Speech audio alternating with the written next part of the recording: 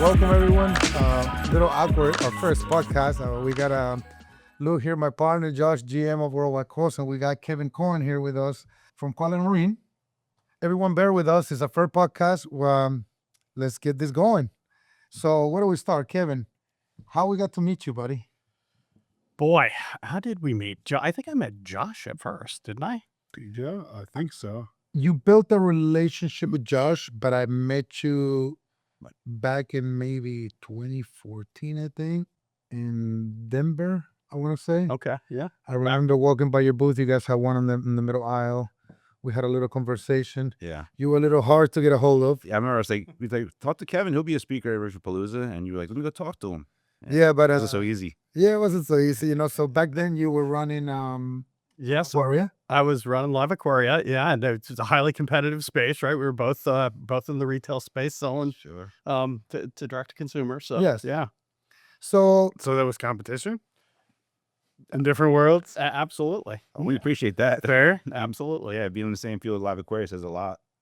I think the companies can thrive along together as long as the competition is fair. I think we actually have a great relationship with a few of our competitors. We actually help them out, sell them corals, talk about tips and stuff like that, right? Mm-hmm. One of them will be Jason Fox. We've been working with him on and off for a long time. So how long do you were in live Aquaria for? So I started the Live Aquaria website back in the year 2000, and I actually was hired by a company called Pet Warehouse in Dayton, Ohio. Prior to that, I ran an import-export facility in Dayton called Gerber's Tropical Fish, and I got a lot of experience there. But I got hired by Don Layden, who was one of the owners of Pet Warehouse in Dayton, and it was primarily a catalog company for fish and some reptile and bird. But yeah, I wrote the Live Aquaria website in the year 2000, launched it later that year, and really started to gain some traction. Immediately thereafter, Doctors Foster and Smith purchased Pet Warehouse. Yeah. And I moved up to Rhinelander, Wisconsin to continue on the Live Aquaria website under Doctors Foster and Smith. Gotcha. What do you think that the traction really spun up? Was it your interest in the animal, or was it just like a shared collaboration? Well, I think for me personally, it's the passion, right? You guys all have massive passion for what you do. And I think that's an integral part of any successful business, is that it's not just a business for transactions. It's actually something you invest your heart and your soul and your life into, right? And that's why Worldwide Corals is successful. And I feel that's what helped make Live Aquaria successful back in the day as well. So very good question you did right there, Josh, because and very good answer. When it comes to passion, we're very passionate about corals here, Worldwide Corals. But when we look at you, we think of passionate person about fish. You're also, don't get me wrong, you know your corals and you're into your corals and your aquaporos and you know how to keep a reef tank all day long. But when I think of you, I cannot think of a person more passionate that has been doing this at the level that you've done it with all this rare fish, So it's definitely cool just sitting here talking to you, enjoying this topic, because I've never been a fish guy. Fish to me is secondary, and sometimes even not much. I don't pay much attention to it, but when I see a beautiful fish, I can enjoy. Josh is a lot better than us when it comes to names and stuff like that. You seem to dabble back and forth when it comes to fish and stuff like that.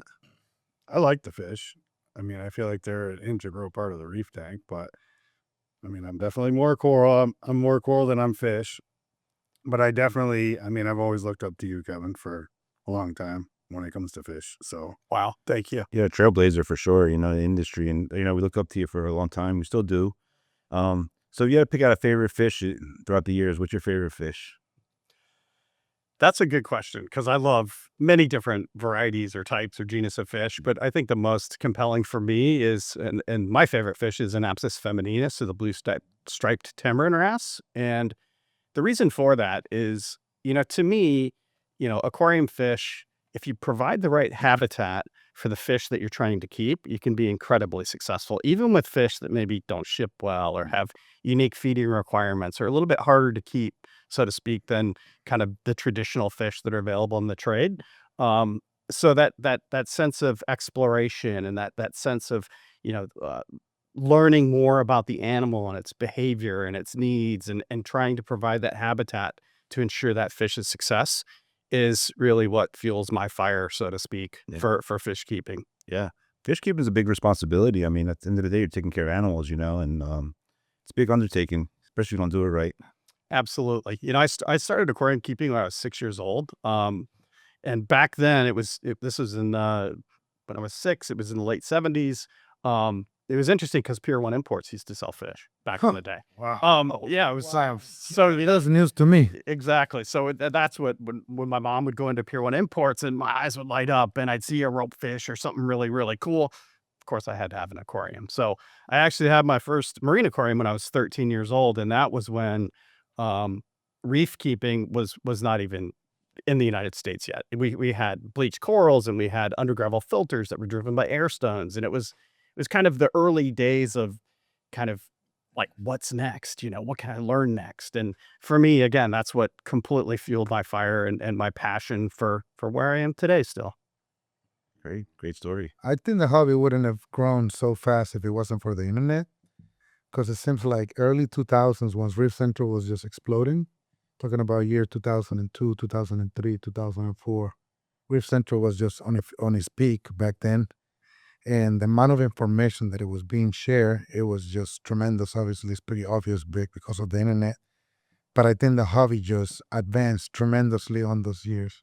From early 2000s until the year 2010, seems like I felt like there was a big growth into the hobby and technology. And You're absolutely right. I mean, I can remember the days, in the early 80s when, we went from having bleached corals in a relatively sterile environment to, the Dutch aquarium system just came out, and it was these sliding trays in a sump, a wet dry filter, right?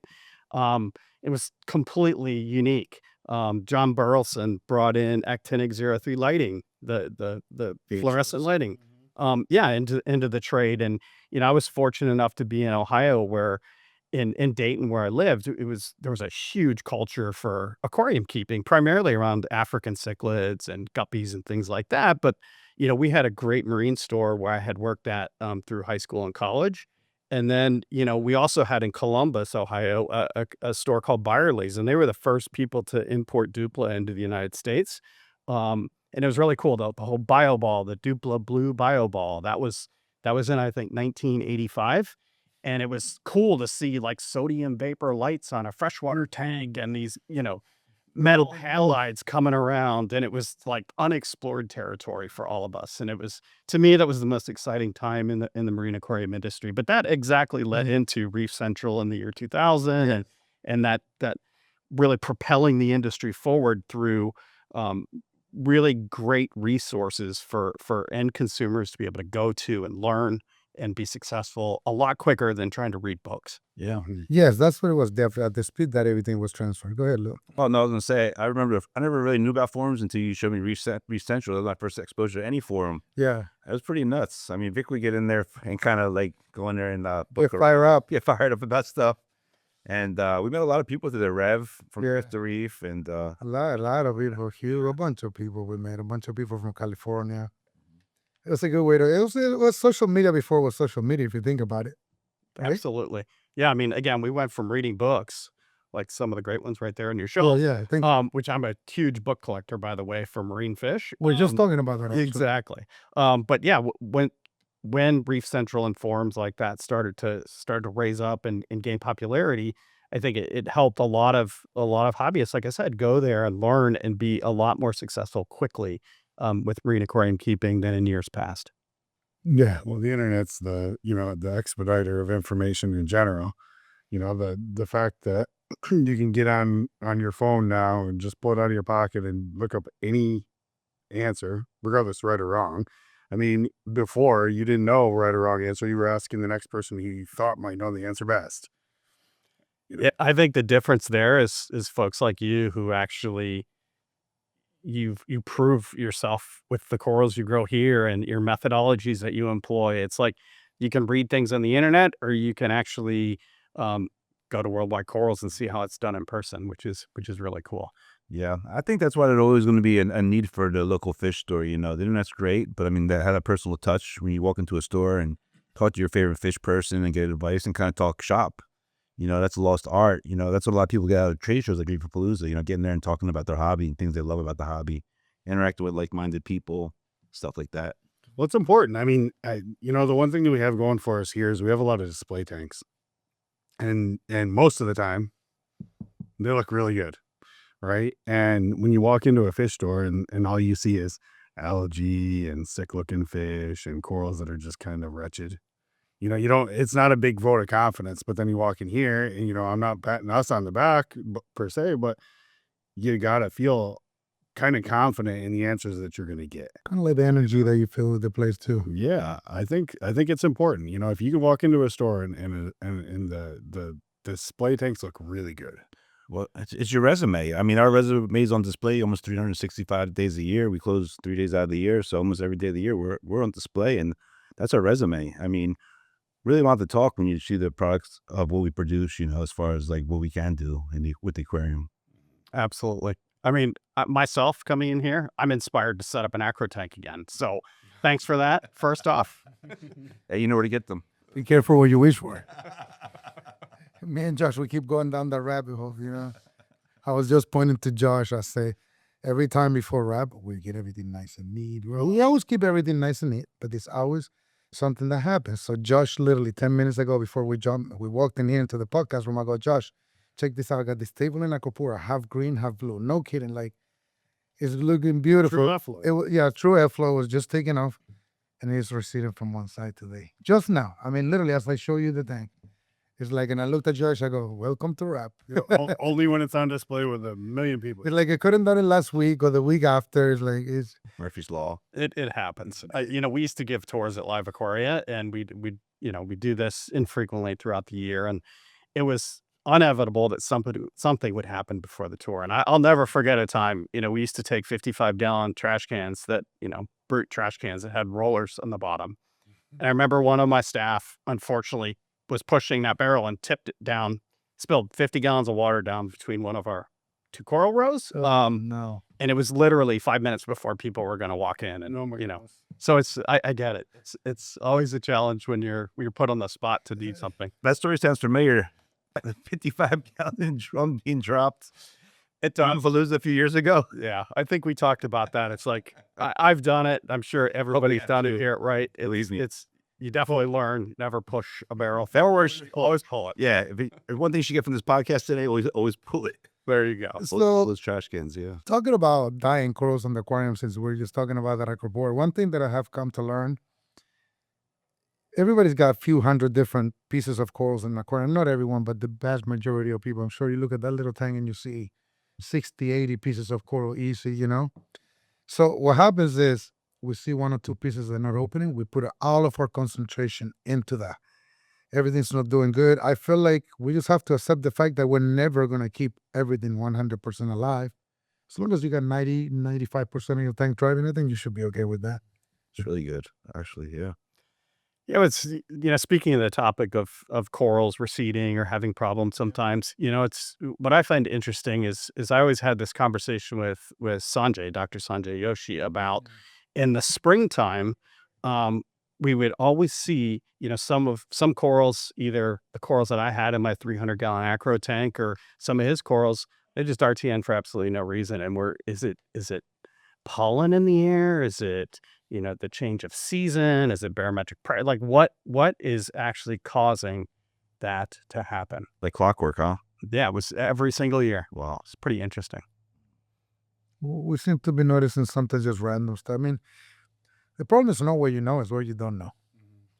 So everyone's like, oh, acropoided flatworm, red box, and fish bacon, or salinity, or alkalinity, or not enough light or flow. Those are the easy parameters to check. And you check for some bite marks, those bugs, they turn orange after a while, they're white at first, You can see them running around, but how many diseases there are on these corals that we don't know? And it seems like 15, 20 years ago when they opened Australia, I think it's when everything got just mixed. So think about it. We put everything in our tank from Fiji, Australia. I was just going to say that. I think that's super important to know. I mean, how many different oceans or places from all over the world is in that 25-gallon tank? Exactly. And there might be a predator in a certain area of the ocean where the coral's being kept alive by by a fish just keeping the parasites that eats the coral by keeping them at bay versus somewhere else that might not be. I mean, if you notice, a lot of the Aquaria eating flatworm infestations start coming around when in 2005, 2006, when the Australian corals start coming in. And if we've been doing corals for a long time, it's rare that I see Aquaria eating flatworms coming from Indonesia. But from Australia, you definitely see them. Can you agree with that or no? Yeah, absolutely. I think, when I ran the coral farm at Live Aquaria, we would import a lot. And of course buy domestically as well. But Yeah. it was really interesting to see cultured acros out of Indonesia, where those corals are in such a dense area that are, relatively protected from waves and, inclement weather, so to speak. But it's like, how many predators of those acropore eating flatworms or monopore eating nudibranchs are there in that area? Not too many. And, we unfortunately would see a lot of that stuff come in the early days with that carried or harbored, like I said, acro flatworms or monty nudibranchs. So I saw it really more, not only on those Aussie corals that started to come in, like strawberry shortcakes and echinata, and, Yeah. those corals back in the day when you said they just started coming in the country. But we also saw a lot on initially on the Indo mariculture stuff as well. I think it's a little bit different now, but back in the day it was prevalent. I've always thought about that, and you're right. They do primarily show the most out of Australia, but I always wondered if there was a correlation between tissue density, or that rich or pale coloration, and the flatworm, because you don't always find a flatworm on a really dark and dingy looking coral. And a lot of times the ones coming out of Indo, the cultured ones, they're real dark in color. Yeah. And then you see Australia come in, and Australia is like all skin, no base, really, really polyped out, kind of like the ones that come out of Solomon, right? And almost pale in color, but the tissue's not as thick as the Indo corals. And I always wondered if that had something to do with it, because if you ever catch an Aquaria eating flatworm on an Aussie colony, it's big and it's more transparent. But then when you see them in captivity for a while, they're dark and they're smaller and they're not as transparent. Interesting. I always wondered. Yeah. I think the bottom line for this conversation is that, like, you guys do a great job of bringing corals in and dipping them and quarantining them. And I think that's critical. The biggest takeaway for coral keepers is to make sure you're doing that at your home too. It's imperative to use conventional dips on corals, to monitor them away from your display tank prior to adding, a potential pest into your display. Even that little tank, we had a few problems. Aptasia got in there. That's a pest, that alone, especially all those corals. Traded Aptasia. So, Somebody set me up. real quick. So, Kevin, can we talk about the elusive peppermint angel? Sure. So I know you have a little history with the fish. I know you've been around. So what makes the fish so difficult to keep? Obviously, the fish comes from 200 plus feet. Is that correct? Yep. Absolutely. So go ahead. So Paracentropygi boili Okay. is actually a very, very deep water fish. Often some people call it the Twilight Zone, where their native habitat is, whether it's in Tahiti or the Cook Islands. It takes very specialized divers to dive to those depths. It takes specialized equipment. It's very, very costly to do that as well. I was fortunate enough to acquire a peppermint angel through Quality Marine when I was at Live Aquaria, and I actually set up a tank just for this fish. It was chilled down to 72 degrees. It was housed by itself with a group of Ventrellus anthias, which are found at that depth as well. And then over time, it would slowly, increase the temperature and increase the lighting. To me, that fish isn't different than any other Paracentropygi angelfish to keep. It's how it's handled and how it's conditioned right when you receive the fish. So if you set up a dedicated tank for that, I think I had the fish for 3 months. At first, it would pick at the antenna of red-banded trochus snails, but eventually I got the fish to start to feed on conventional foods like artemia or minced mysid shrimp. Of course, it would pick at the rocks all day, just like any Centropygi or Paracentropygi angelfish would do. But I think it's imperative. Again, it goes back to setting up a habitat that's conducive to the animals that you're trying to keep. And that tank was set up just for those Anthias and that peppermint. Eventually sold that fish and sold that group of Anthias. Yeah. But again, it's not a fish, I think, that is impossible to keep at all. It's with the right handling, husbandry, and nurturing of that specimen that there can be success with that fish. And that you are aware here in the United States, any of those fish are alive, or what's the longest it's been alive? I think there's a few of them in the U.S. I'm really not sure, to be honest with you. There's another fish that is found in very deep water as well, which is called the narcosis angelfish, and that is all yellow with black dot on the side of them. I had Really is expensive. not nearly as expensive, not a $20,000 fish, but still, probably a $10,000 fish. Just again, due to how deep the fish is collected, all the specialized equipment that goes into harvesting the fish responsibly, and also the planning and execution of the trip to do that. So Yeah, and it's new acclimation journey. of And course, that in itself, I feel, plays a large part in its cost. for sure. Yeah, I did narcosis probably for 6 months before I had sold that fish as well. And again, it was put into a tank by itself that was super well established and very similar to the peppermint as far as husbandry and acclimation and getting that thing in optimal health. Can you talk a little bit about the process of getting that fish up out of the water for the divers? Yeah, so when fish have swim bladders, most fish do. And when you're at that depth, of course, the pressures are pretty significant. So as the fish are, as we as humans, when we're going back up on a deep dive, we need to decompress, right? So, and so do the fish. So the fish are actually put in cups, and they're held at specific depths for durations of time, and they're slowly adjusted back to the surface pressure. So What a process. How long does that usually take? that's a great question. I think all fish are different because they have different, different morphology, so to speak. I think about 2 days is it the total duration of time it takes to get that fish back up to the surface. And they do this with rebreathers or no? They do. Yeah, the twilight fish are collected on mixed gas rebreathers. Again, it's super expensive, super risky. People are risking their lives to go to those depths. I think there's a few people in the world that do this repeatedly, primarily in the scientific community, right?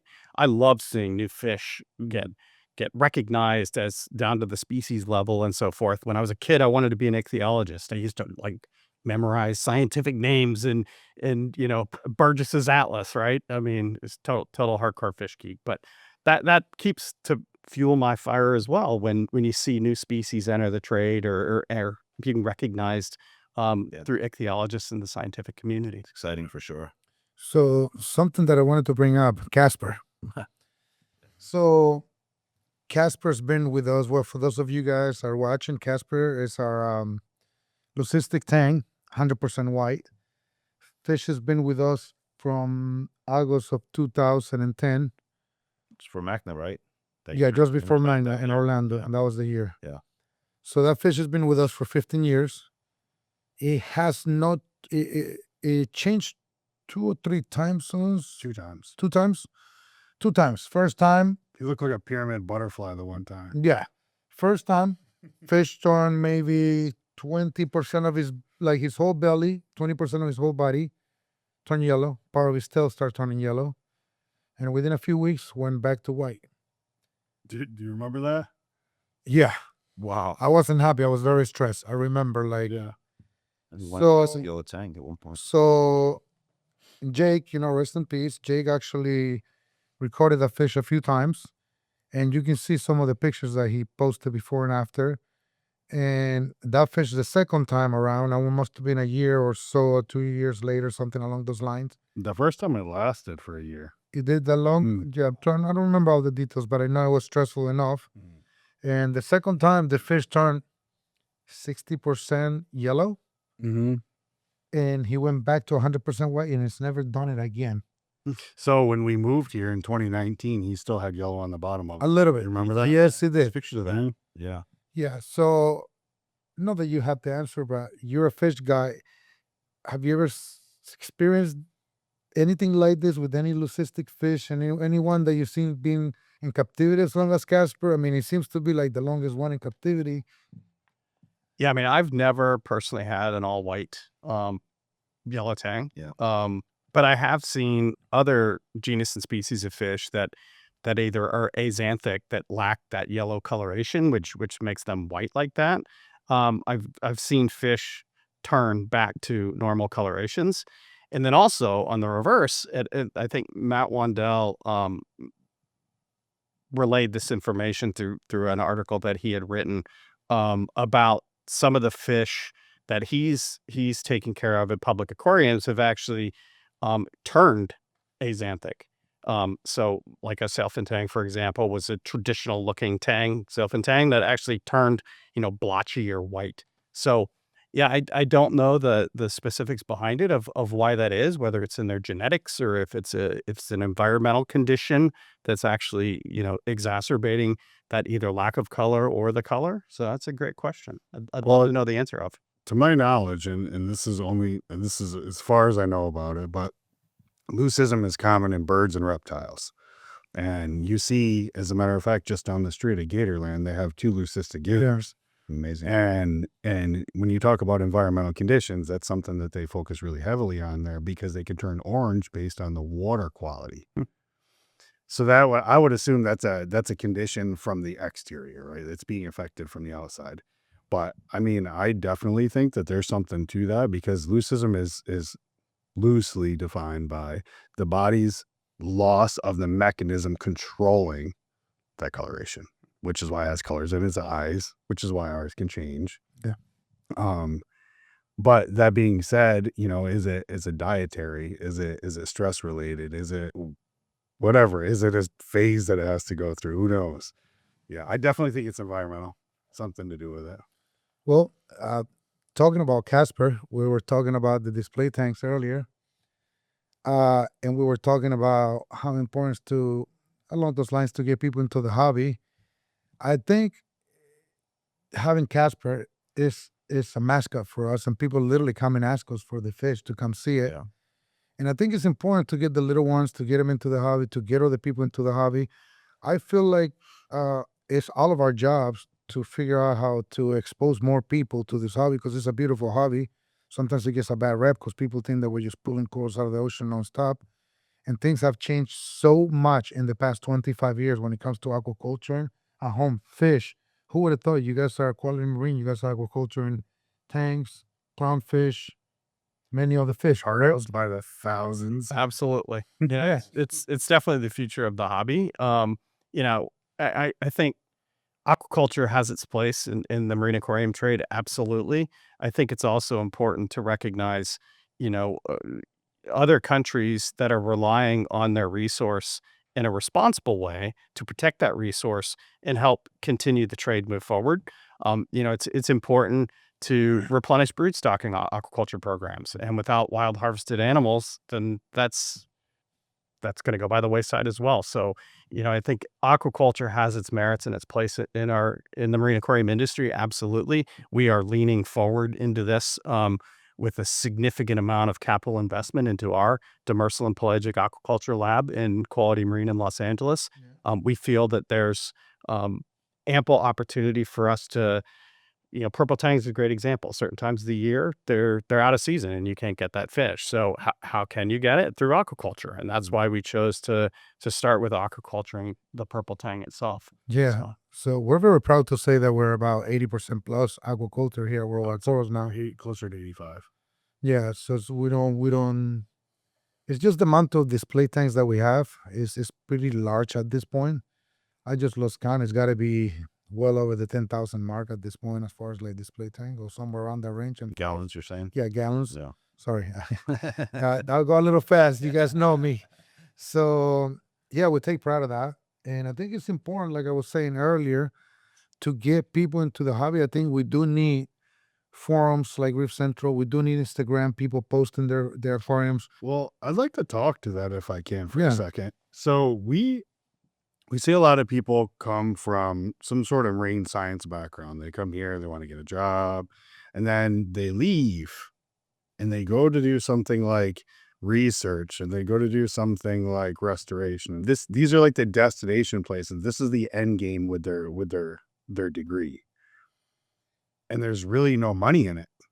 And I've always wondered, like, how do we develop that? Aquaculture is the answer. If you can bridge the gap between research and development of those things, and then also some sort of crossover into the hobby, there's money in retail, right? And it's still research, it's still development, it's still some sort of marine science. And I think that needs to be embellished. Like, that to me is the future of making money with that degree. Absolutely. And, at Foster and Smith, Dr. Race Foster and Dr. Marty Smith, when I was back in the day, we stood up actually for the Marine Aquarium Conference in North America for MACNA, is the scholarship program for either undergrads or grads to help encourage them, help offset some of their costs to encourage them to get into the marine ornamental space, as opposed to your point, going and doing restoration projects or anything like that. So that's what government grant stuff, right? Exactly. I mean, I think that's, as a group, that's what we all need to continue to support and encourage people, undergrads or grads, getting into marine ornamental aquaculture to help drive our industry and support, aquaculture programs moving forward in the ornamental space. Yeah, it's bringing it inland where we can actually make a difference from here. 100%. And Vic, back to your point about getting kids in the hobby. I mean, it's imperative that's a focus for all of us. Yeah. We all know the cost of this hobby continues to grow. I mean, the cost of living continues to grow year over year. With technology these days, I see kids on their iPads and their phones, and I'm just like, man, when I was a kid, I was out exploring streams and rivers, picking up rocks for crayfish, and, wanting to set up an aquarium at my house because that was my quest for knowledge. Right? Being active. How can we continue that path forward with the next generation? Yeah, so that's what I was saying earlier. I think local fish stores are very, very important. Lou was mentioning that earlier. I think we can we can't get away with them. We need them. I think trade shows are also important. And YouTube channels, they're very, very important, because a lot of the youth, you were just talking about tablets, as sad as it sounds, they don't play hide and seek anymore. They don't play tag your it. They don't go on their bicycles around the neighborhood. They don't go to the river to swim. The metaverse. Yeah, the metaverse. So I think it's important, since we already got their attention to a tablet, what better way to just continue growing these YouTube channels? And that's why we decided to do this podcast. We figure we do have a connection with a lot of people, important people in the industry. And a lot of people, at one point or another, they land here at Worldwide Corals for either family here. There might be snowbirds, trade shows, Disney World, New theme Universal, park across the street. SeaWorld, Epic Train across the street now. Yeah.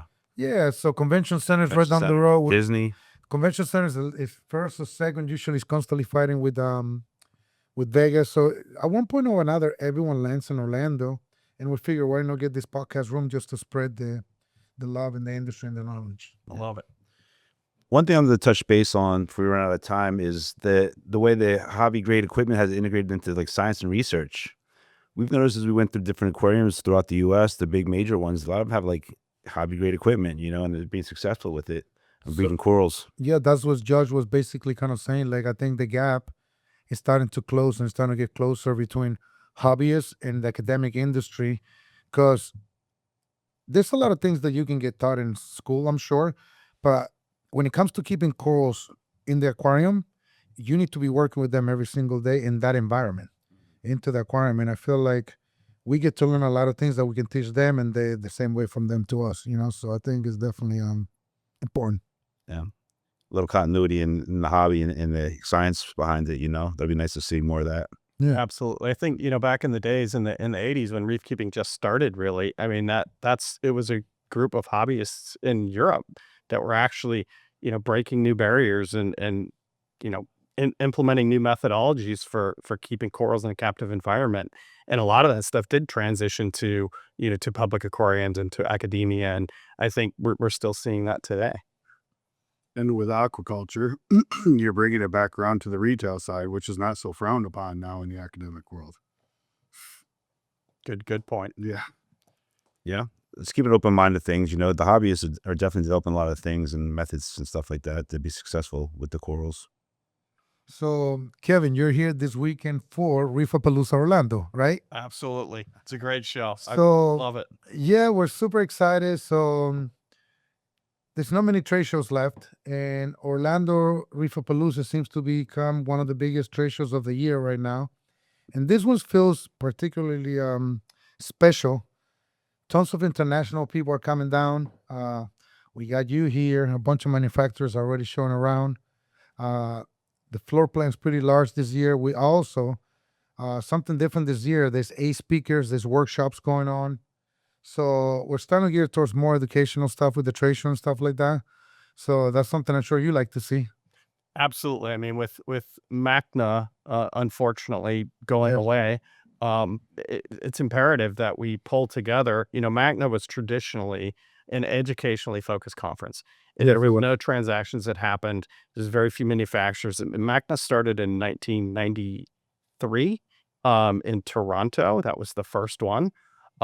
And over the years, it would move around to different locales in the United States, and it would be hosted by whatever club that was that bid to host the show that year. But there's a huge gap now, Vic, and I think I really appreciate you guys stepping up and incorporating in the educational component along with, you know, bringing people together, having fun, you know, seeing your friends, collaborating, and a great place to buy corals too. So it goes hand in hand. Yeah, thank you for saying that, because me, Lou, and Josh, obviously, we run most of Worldwide Corals, or not say all of it.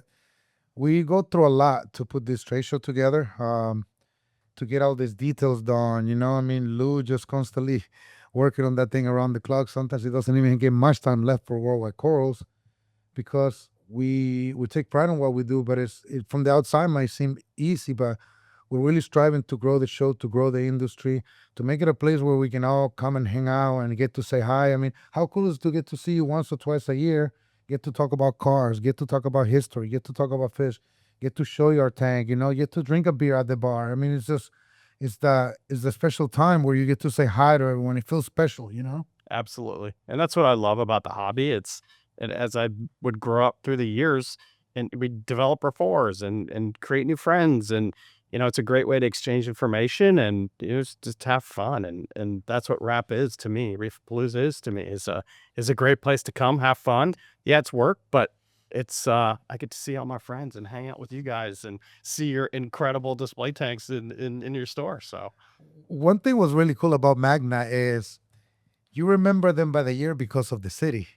Yeah. So me and Josh and Lou, sometimes we got our memories, you know, you get drunk here and there, just having some fun. I mean, definitely it makes you who you are, you know. It gives, these are the relationships you build with people in the industry. I mean, there's people that Lou were hanging out with 15, 20 years ago on these trade shows, right? I mean, You get to cut loose a little bit, you know, and be more yourself versus being like a professional at work, you know, after hours, you know, a little mingling going on.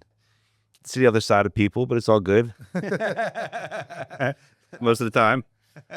you know, we when I was at Foster and Smith in 2008, we did our first kind of open house where we had manufacturers come and had people. They toured the coral farm and toured the big building, the facility, and it was it's a lot to put on a show like that. So I really appreciate your guys' hard work to do this. I know how much work it is to do, and how much of your resources here are occupied and tied up to put forth this. Thanks for that. So Thanks for recognition on that. And we're doing 4 this year. So it's only number 2. We got 2 more to go. We got New York and then California in August.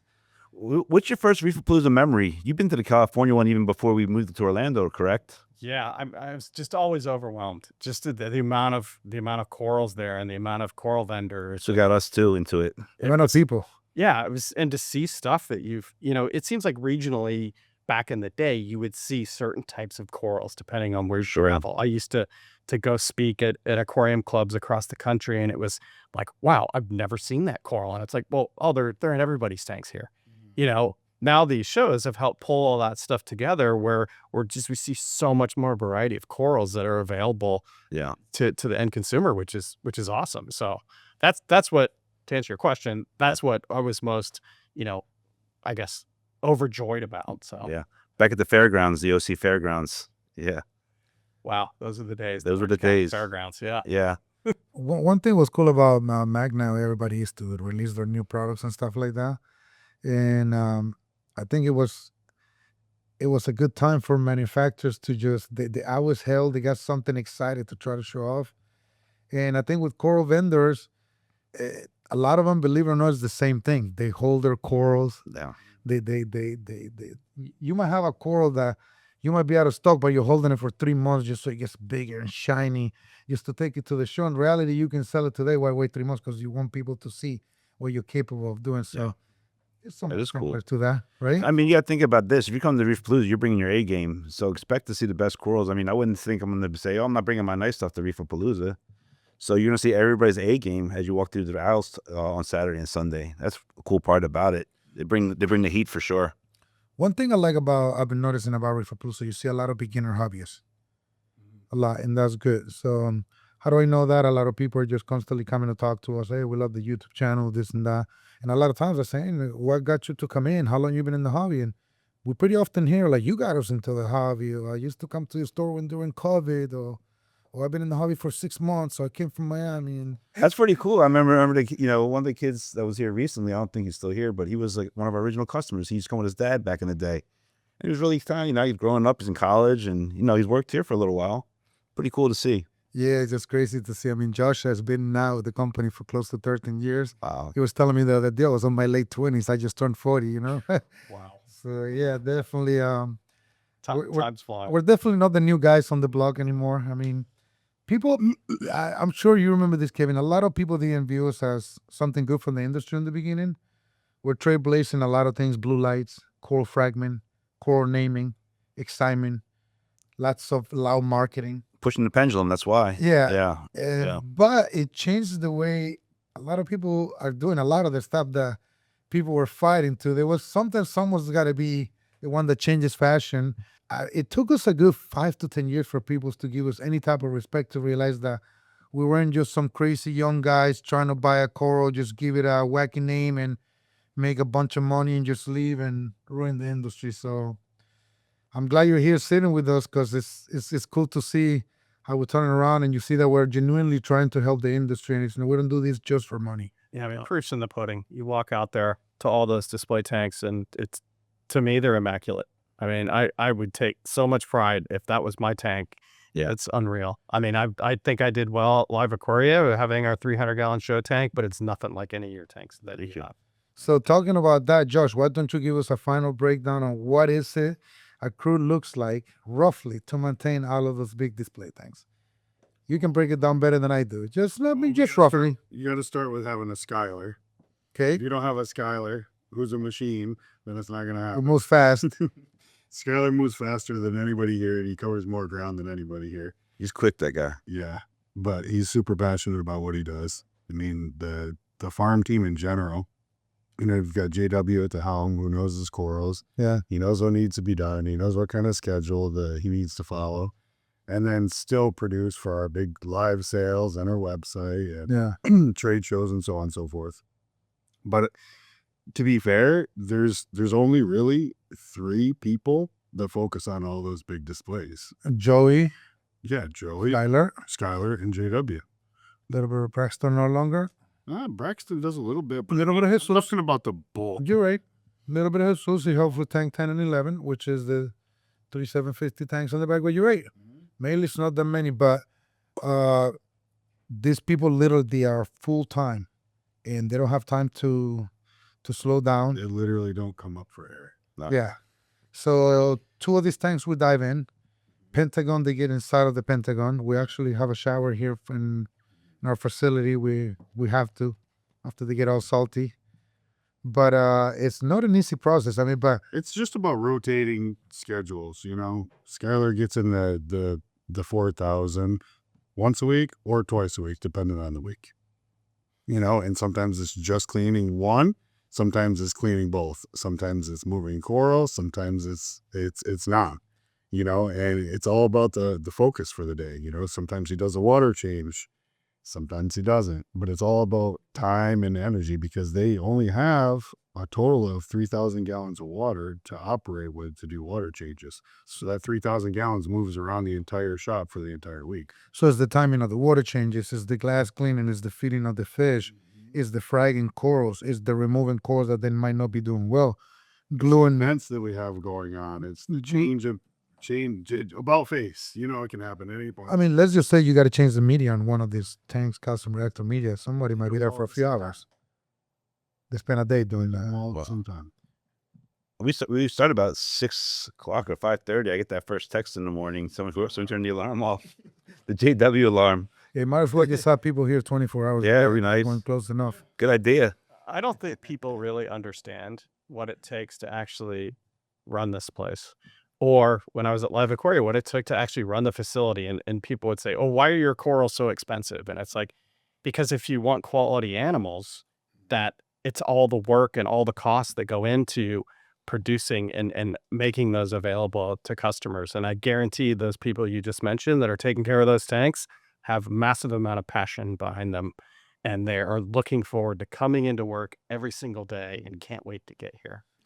Very funny you say that they got passion. So me, Lou, and Josh, we've been talking. We have to start creating the next batch of the next Josh, the next Lou, the next Vic, for different things, for running the business behind the scenes, for running the house, for fragging corals. Just, it's a lot for us. In order for us to grow, we have to continue training people because it's not easy to find professionals that want to work in a fish store. This is no longer a fish store. It's just a coral reef compound type of thing, But where's drivers too? You can't teach passion though, too. Yeah. That's where you got to find that passion in someone and True. recruit them, right? And retain them. Well, Kevin, the hour's up. We had a great time talking to you. We really appreciate it, man. I mean, I think we hit a lot of good topics, right? Thank you, everyone, for watching again. Thanks for your time. We appreciate it, buddy. Thanks for having me. It's great. Kevin, thanks, Thank you very much. Look forward to this weekend. Oh, Party foul. Spotify. All right, guys. Hopefully you guys enjoyed this first episode.